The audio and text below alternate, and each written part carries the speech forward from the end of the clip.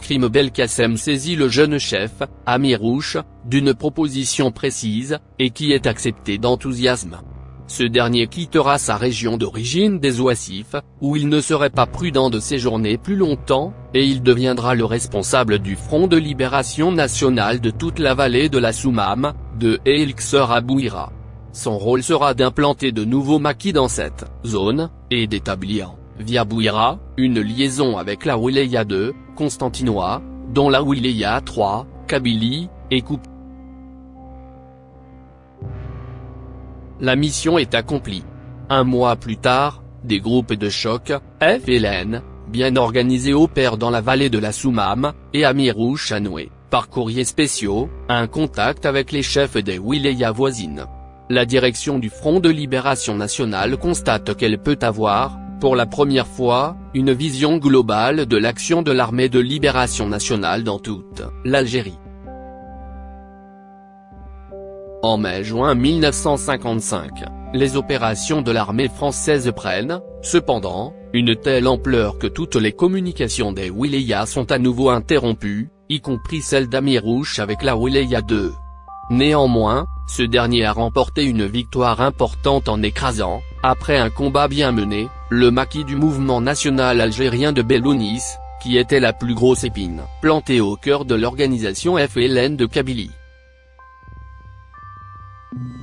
Amirouche, qui établit son quartier général à l'est du Djurdjura, dans la région des Bibans, s'est hissé au rang de principal adjoint de Crime Belkacem. Ce dernier le charge alors d'assurer la sécurité de la tenue du congrès de la Soumam, le 20 août 1956, concentrant dans la zone de l'endroit, où devait avoir lieu la rencontre plusieurs centaines d'hommes, tout en mettant au point une habile diversion, pour attirer les forces d'occupation dans une autre partie de la Kabylie.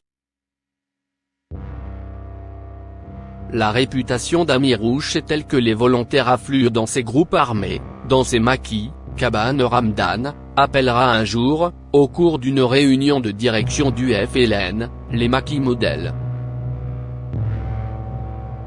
En juin 1955, le chef kabyle se trouve à la tête de 800 soldats constitués en unités homogènes, dont la plus petite est le détachement de 11 hommes.